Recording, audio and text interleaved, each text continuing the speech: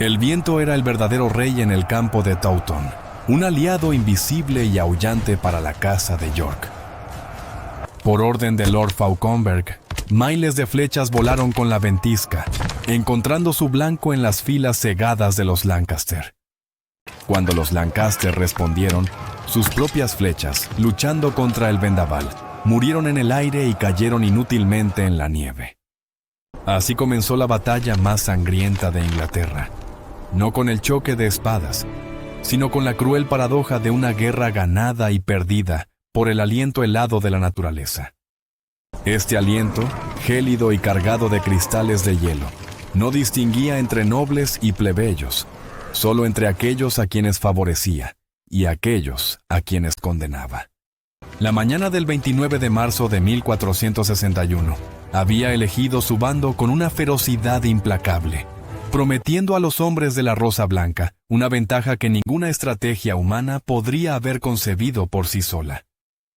La promesa de una batalla decisiva había flotado en el aire viciado de Inglaterra durante meses, un hedor a sangre y traición que se aferraba a los estandartes de las dos casas rivales. La Guerra de las Dos Rosas, un conflicto fratricida que había desgarrado el reino, había alcanzado un punto de ebullición. Eduardo IV, joven, carismático y recién coronado en Londres tras su audaz marcha y victoria en Mortimer's Cross, era el sol naciente de York, pero su corona se asentaba de forma precaria sobre su cabeza. Para que su reinado fuera algo más que una nota a pie de página en la historia, necesitaba erradicar la amenaza de Lancaster de una vez por todas. Sabía que las ceremonias y las aclamaciones en la capital no significaban nada mientras el norte siguiera siendo leal a la Rosa Roja y al rey depuesto, el piadoso pero ineficaz Enrique VI. El verdadero poder no se ganaba en los salones de Westminster, sino en los campos de batalla empapados de sangre, y Eduardo, hijo del asesinado Ricardo, duque de York, estaba más que dispuesto a pagar ese precio. Enfrente, en la vasta llanura nevada que se extendía por más de 1 kilómetro, se encontraba el ejército de Lancaster, una fuerza formidable reunida bajo el mando del duque de Somerset, Henry Beaufort. Eran más numerosos, hombres del norte endurecidos por el clima y la lealtad a su causa, y estaban decididos a restaurar en el trono al que consideraban el único rey legítimo. Somerset, un comandante formidable, había marchado con sus huestes, que se estimaban entre 25 y 30,000 hombres, hacia las llanuras abiertas, buscando el enfrentamiento que Eduardo anhelaba. Junto a él, se encontraban figuras poderosas como el conde de Northumberland y el duque de Exeter, listos para vengar las derrotas pasadas y aplastar al joven usurpador de York. No sabían que su mayor enemigo ese día no sería la armadura de acero de York, sino los copos de nieve que danzaban burlonamente ante sus ojos, llevados por un viento que susurraba traición. La disposición de los ejércitos reflejaba la doctrina militar de la época, una simetría mortal a punto de desatarse. Al frente de cada formación se extendían largas líneas de arqueros, los maestros del arco largo inglés, capaces de desatar una lluvia de muerte a cientos de metros. Detrás de ellos, el corazón de cada ejército, una masa densa de hombres de armas, infantería con armaduras de placas o cotas de malla, armados con una variedad de armas de asta, espadas y hachas. En los flancos y en la retaguardia esperaba la caballería, una fuerza de choque de caballeros y señores, cubiertos de la cabeza a los pies con acero pulido, un lujo que solo los más ricos podían permitirse, y un símbolo de su estatus y poder en el campo de batalla. Los lancasterianos, con astucia, habían ocultado un contingente de su caballería en un bosque cercano conocido como Castle Hill Wood, una carta de triunfo que esperaban jugar en el momento oportuno. Pero toda la planificación, toda la estrategia y todo el coraje estaban a punto de ser puestos a prueba por un factor que ningún general podía controlar del todo. La ventisca arreciaba, el mundo se había reducido a un torbellino blanco y gris, y el destino de Inglaterra pendía de un hilo, estirado hasta el punto de ruptura sobre el yunque helado de Taunton. Eduardo IV, Montado en su corcel de guerra, sentía el viento helado en su espalda como una bendición divina. A su lado, los veteranos comandantes de York, Richard Neville, el poderoso conde de Warwick, conocido como el Hacedor de Reyes, y William Neville, Lord Fauconberg, observaban el campo de batalla con ojos expertos. Eran superados en número, un hecho que pesaba en el aire tanto como la nieve que caía. Además, las tropas del duque de Norfolk, un contingente vital para York, aún no habían llegado. Su ausencia era un hueco palpable en sus líneas y en su confianza. La duda podría haberse deslizado fácilmente en los corazones de hombres menores, pero en ese momento fue Lord Fauconberg quien vio la oportunidad en medio de la adversidad. Era un hombre que entendía los vientos y las mareas, un táctico astuto que vio que la furia de la naturaleza podía ser convertida en un arma. «Arqueros, avanzad», resonó su orden, cortante como el propio viento. «Disparad a discreción». Los arqueros de York, encapuchados y con los hombros cubiertos de nieve, dieron un paso al frente al unísono. No podían ver claramente a su enemigo, solo una masa oscura y ominosa a través del velo arremolinado de la ventisca, pero confiaban en el juicio de su comandante. Con un sonido como el de un bosque entero rompiéndose, miles de cuerdas de arco se tensaron y luego se soltaron. Una nube de flechas con punta de bodkin se elevó en el cielo gris, atrapada inmediatamente por la corriente de aire que soplaba desde el norte. El viento las tomó, las aceleró y las guió con una precisión mortal hacia las filas de Lancaster. Para los hombres de la Rosa Roja, fue como si el cielo mismo los estuviera atacando. Las flechas aparecían de la nada, silbando a través de la nieve para hundirse en la carne, el cuero y la armadura con un ruido sordo y espantoso. Los gritos de sorpresa y dolor se mezclaron con el aullido del viento, y el pánico comenzó a extenderse como una plaga por sus filas compactas. Cegados por la ventisca que les azotaba la cara, los arqueros de Lancaster lucharon por responder. Sus comandantes les gritaban que devolvieran el fuego, que no se quedaran ahí parados para ser masacrados. Con los dedos entumecidos por el frío, intentaron disparar, pero sus esfuerzos fueron trágicamente inútiles.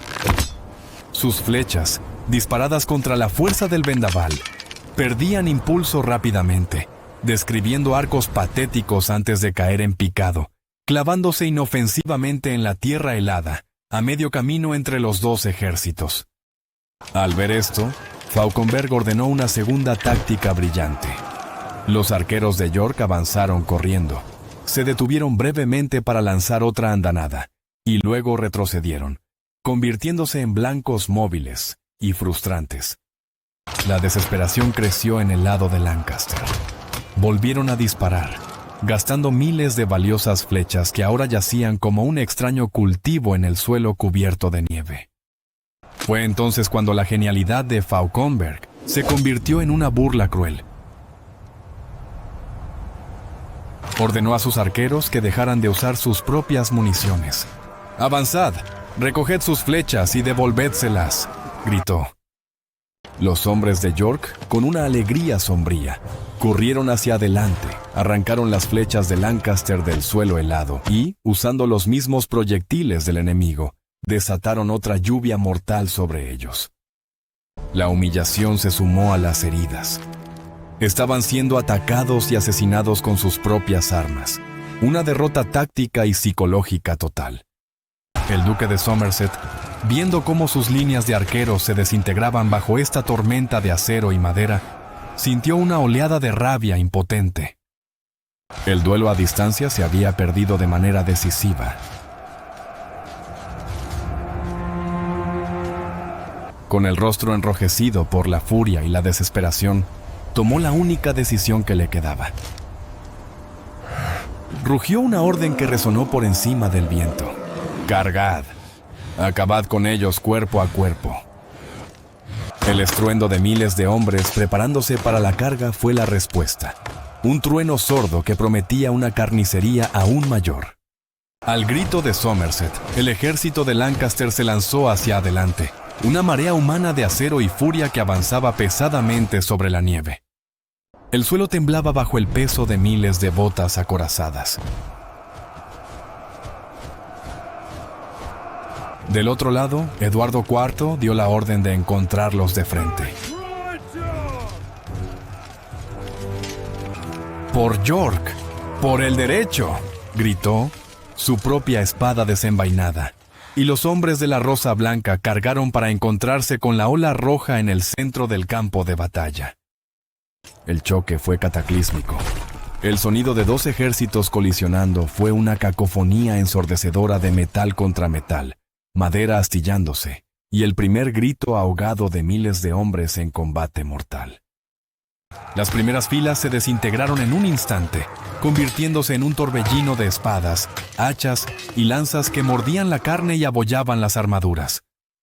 La batalla se transformó rápidamente en una espantosa y agotadora lucha cuerpo a cuerpo, un combate brutal y personal, donde la estrategia dio paso a la supervivencia instintiva.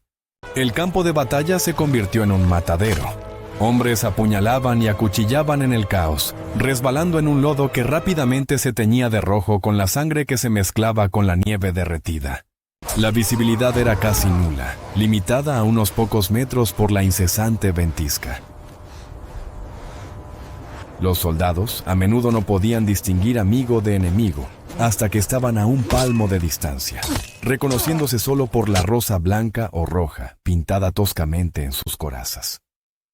El aire se llenó de los gritos de los heridos y los moribundos, un coro macabro que se elevaba por encima del choque incesante del acero. No había lugar para la retirada, ni para la piedad. Cada hombre estaba atrapado en una prensa de cuerpos, empujando hacia adelante, buscando un hueco en la armadura del enemigo, un punto vulnerable en el cuello, la axila o la ingle. A pesar de la ventaja inicial de York con los arqueros, la superioridad numérica de Lancaster comenzó a imponerse en la brutal aritmética del combate cuerpo a cuerpo. Por cada hombre de York que caía, parecía haber dos de Lancaster para tomar su lugar. Reforzados por las tropas del conde de Northumberland, los lancasterianos presionaban con una fuerza implacable. Lenta pero inexorablemente, la línea de York comenzó a ceder. Retrocedían centímetro a centímetro, empujados hacia las traicioneras orillas del río Cock que fluía a sus espaldas. La lucha se prolongó durante horas, un tiempo que pareció detenerse en un infierno helado. Los hombres luchaban con una ferocidad nacida de la desesperación, sus músculos quemando por el esfuerzo, sus pulmones luchando por aspirar el aire gélido. La escena se volvió cada vez más grotesca. A medida que los hombres caían, sus cuerpos formaban macabros terraplenes en el campo de batalla. Los vivos, para continuar la lucha, se veían obligados a trepar sobre las pilas de sus camaradas y enemigos muertos, utilizando los cadáveres como un nuevo y terrible terreno de combate. Luchaban sobre un suelo hecho de carne y hueso, apuñalando hacia abajo a los enemigos que tropezaban, siendo arrastrados a su vez por manos desesperadas que emergían de la pila de moribundos.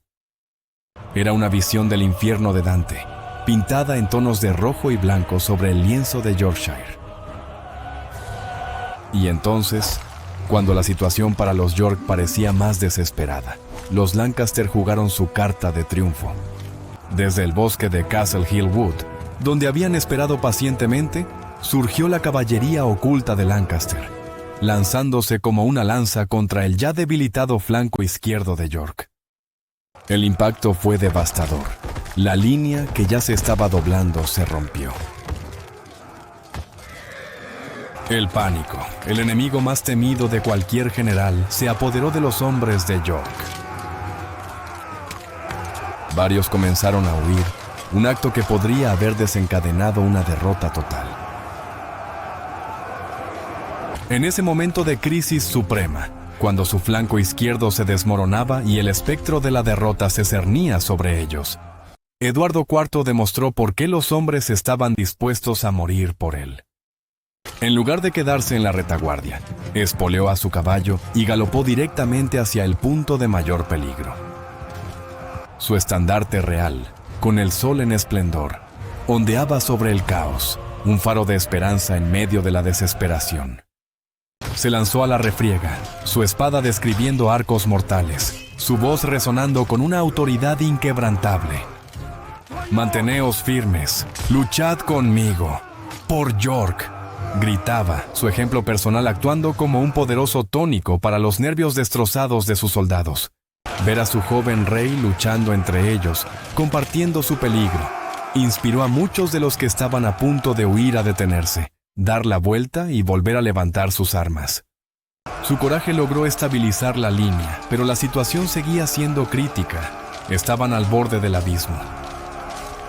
El ejército de York estaba luchando con la energía de la desesperación, pero se estaban agotando. El peso numérico de los lancasterianos era como una marea implacable que amenazaba con ahogarlos. Durante lo que pareció una eternidad, la batalla se mantuvo en un equilibrio precario, con la línea de York cediendo y recuperándose, pero siempre perdiendo terreno. Eduardo, luchando como un león, sabía que su ejemplo por sí solo no sería suficiente por mucho tiempo. Necesitaban un milagro. Y entonces, a través de la cortina de nieve que se arremolinaba, una vista distante señaló un cambio en su fortuna, una esperanza que llegó en el último momento posible. En el horizonte aparecieron nuevos estandartes. Eran los colores de John de Mowbray, el duque de Norfolk, que finalmente había llegado con sus tropas frescas. La llegada de Norfolk fue el punto de inflexión decisivo de la batalla. No llegaron como una fuerza cautelosa, sino como un martillo lanzado con toda su fuerza.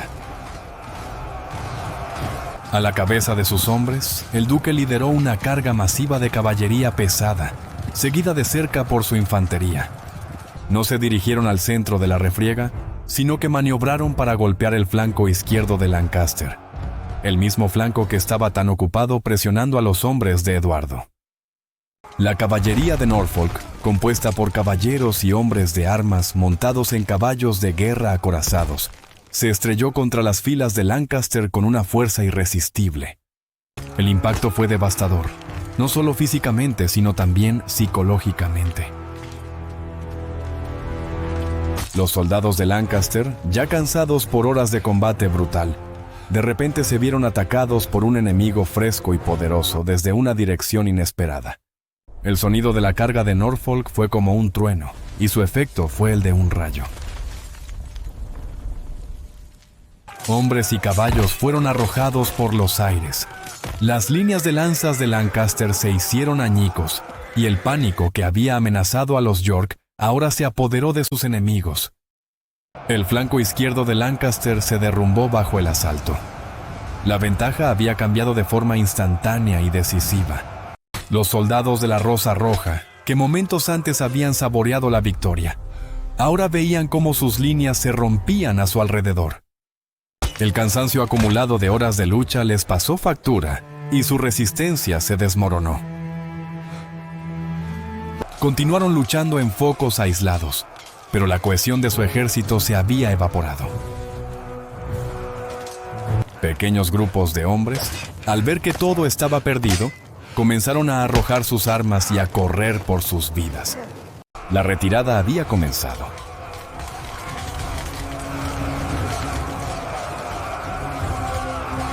Lo que siguió no fue una retirada táctica, sino una huida desorganizada y desesperada que rápidamente se convirtió en una masacre. Eduardo IV, revitalizados por la llegada de Norfolk y sintiendo la victoria al alcance de la mano, no mostraron piedad. Eduardo IV, decidido a asestar un golpe del que Lancaster nunca se recuperaría, había dado una orden terrible: no tomar prisioneros. Cada soldado de Lancaster era un enemigo que debía ser eliminado. Los hombres de York, impulsados por la adrenalina y el odio acumulado, se convirtieron en cazadores, persiguiendo a sus presas en pánico a través del campo cubierto de nieve. La carnicería que se desató en los campos de Taunton durante la retirada desafía toda descripción. Los soldados de Lancaster, aterrorizados, arrojaban todo lo que pudiera ralentizarlos: escudos, cascos, incluso sus espadas, en un intento desesperado por ganar velocidad. Pero sus perseguidores, especialmente la caballería de York, eran implacables. Los alcanzaban y los masacraban sin piedad, sus espadas y hachas subiendo y bajando en un ritmo brutal y mecánico. El campo de batalla se extendió, convirtiéndose en un vasto terreno de caza que se extendía por kilómetros, sembrado con los cuerpos de los que no fueron lo suficientemente rápidos.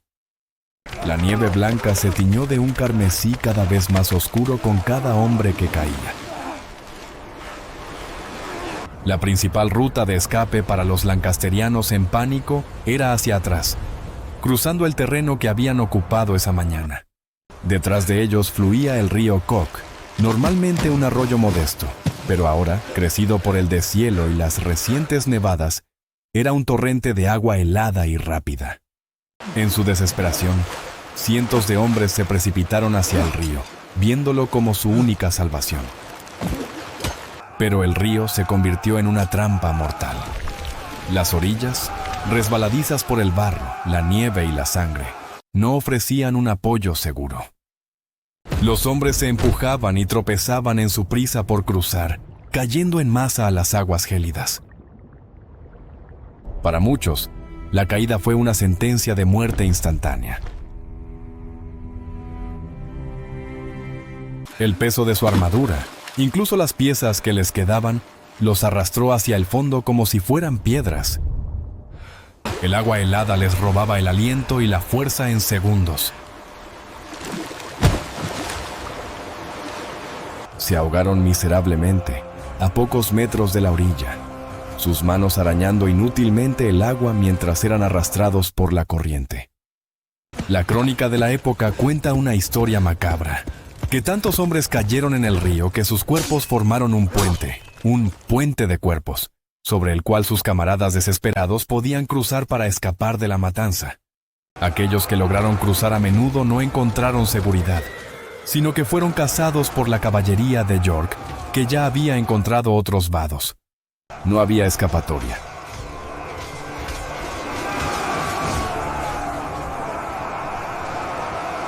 La batalla, que había sido un enfrentamiento táctico, se había degenerado en una aniquilación sistemática.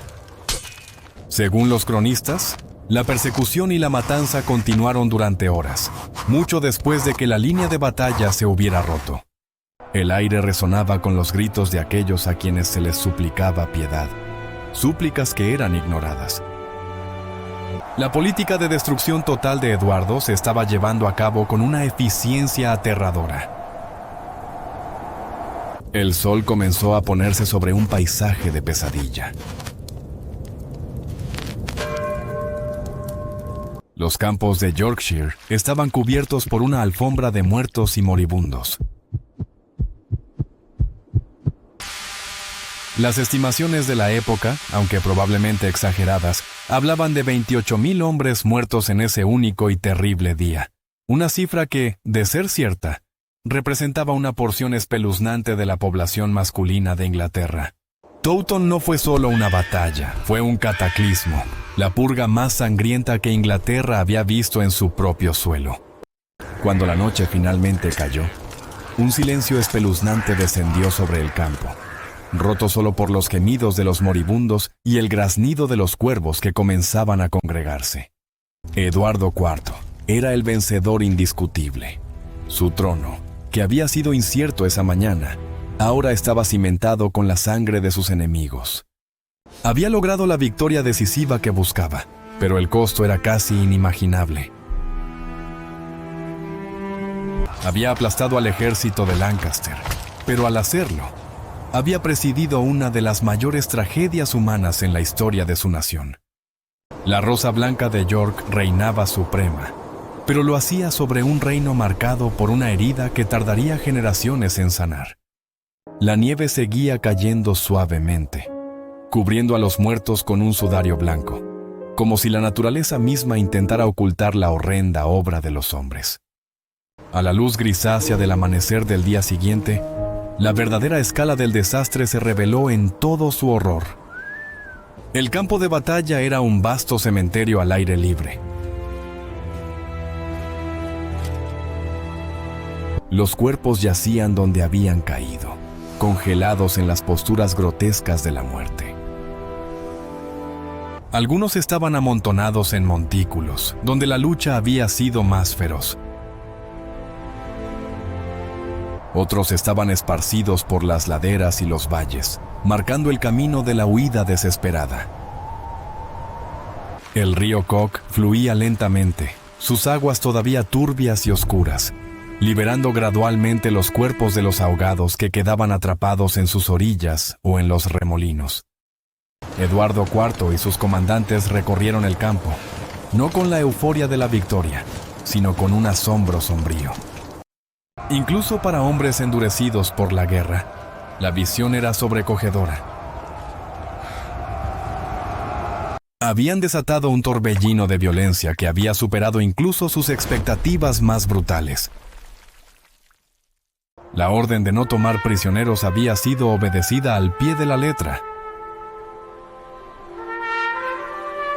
Entre los miles de muertos se encontraban algunos de los más grandes nobles de Lancaster, como el conde de Northumberland, cuya presencia había dado tanta confianza a su bando.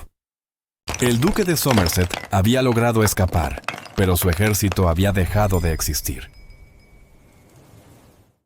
Había sido aniquilado, borrado del mapa en el transcurso de una sola tarde sangrienta. Para Eduardo, esto significaba seguridad. El poder de Lancaster en el norte estaba quebrado, y su camino para consolidar su reinado estaba despejado. Sin embargo, la victoria tenía un sabor amargo, el sabor metálico de la sangre que parecía impregnar el aire mismo. En los días siguientes, comenzó la horrible tarea de lidiar con las secuelas. Los campesinos locales fueron reclutados para cavar fosas comunes, enormes zanjas en la tierra helada, donde los cuerpos eran arrojados sin ceremonia, uno encima del otro. Amigo y enemigo, noble y plebeyo, todos compartían la misma tumba anónima. Durante años, los granjeros que araban esos campos encontrarían restos humanos, cráneos con heridas de espada, puntas de flecha incrustadas en los huesos, evidencia silenciosa de la ferocidad de la lucha. La batalla de Taunton se convirtió en leyenda, una historia de fantasmas susurrada en las tabernas y junto a las hogueras, un recordatorio aleccionador del precio de la ambición de los reyes. La paradoja que había comenzado la batalla continuó hasta su fin. El viento y la nieve, que habían dado a York su ventaja inicial, también habían contribuido a la desorientación y el pánico de la huida de Lancaster. La naturaleza, que había sido un aliado táctico, se convirtió en cómplice de la masacre. El río, un obstáculo natural, se convirtió en una barrera mortal.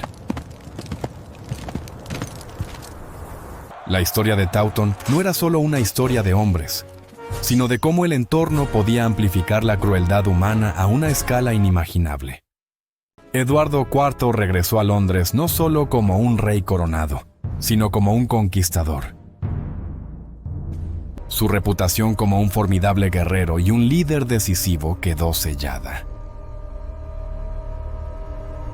Sin embargo, la sombra de Taunton lo seguiría por el resto de su reinado. La batalla le había dado el trono, pero también lo había manchado con una brutalidad que no sería olvidada. La Guerra de las Dos Rosas continuaría durante años, con más batallas y más traiciones, pero ninguna volvería a alcanzar la escala de matanza de ese Domingo de Ramos. Taunton se erigió como un monumento sombrío, un punto culminante de la ferocidad de la guerra civil, un día en que un rey aseguró su corona sobre un campo de cadáveres, bajo un cielo gris que lloraba nieve sobre el reino roto de Inglaterra. La Rosa Blanca había ganado, pero Inglaterra en su conjunto había perdido una parte de su alma en esos campos empapados de sangre. Y el viento, el verdadero rey de ese día, continuó soplando sobre las tumbas silenciosas, guardando el secreto de la batalla más sangrienta de la nación. El eco de Taunton resonó mucho más allá de los campos de Yorkshire. Se convirtió en un punto de referencia, una medida de la brutalidad. Para la casa de York, fue su momento de mayor gloria, la prueba definitiva de su derecho divino, forjado en el crisol del combate. Para la casa de Lancaster, fue el Nadir, una catástrofe de la que nunca se recuperarían por completo. Aunque la reina Margarita de Anjou continuaría su lucha incansable y el depuesto Enrique VI seguiría siendo un peón en el Juego de Tronos, el poder militar que los respaldaba había sido eviscerado en Taunton. La batalla no solo había matado hombres, había matado la esperanza de una restauración rápida de Lancaster. La astucia de Lord Fauconberg al utilizar el viento se estudiaría como un ejemplo magistral de oportunismo táctico. Demostró que en la guerra, la inteligencia y la adaptación a las condiciones del campo de batalla podían superar la fuerza bruta y la superioridad numérica. Su decisión de hacer que sus arqueros avanzaran, recogieran las flechas del enemigo y las dispararan de vuelta, no fue solo una maniobra efectiva, sino un acto de guerra psicológica que desmoralizó profundamente a sus oponentes. Fue un momento que encapsuló el ingenio despiadado que caracterizaba a los comandantes de York en su mejor momento. Del mismo modo, la llegada tardía pero decisiva del duque de Norfolk se convirtió en una lección sobre la importancia de los refuerzos y el tiempo. Si Norfolk hubiera llegado una hora más tarde, o si su carga hubiera sido menos contundente, la historia de Inglaterra podría haber sido muy diferente. El flanco izquierdo de York se habría derrumbado por completo, lo que probablemente habría llevado a la captura o muerte de Eduardo IV y al fin de la causa de York. El destino de un reino, literalmente, pendió de la velocidad de los caballos de Norfolk y de la determinación de sus hombres al cargar contra un enemigo ya cansado. La batalla también dejó una profunda cicatriz en la psique de la nación. La idea de que casi 30.000 ingleses pudieran matarse entre sí en un solo día era difícil de comprender. Era una guerra civil en su forma más salvaje, una negación de la hermandad y una manifestación del odio político en su expresión más extrema. Las familias se dividieron, con padres luchando contra hijos y hermanos contra hermanos bajo diferentes estandartes. Taunton fue la culminación de años de amargura y conflicto, una explosión de violencia que purgó al reino, pero lo dejó debilitado y traumatizado.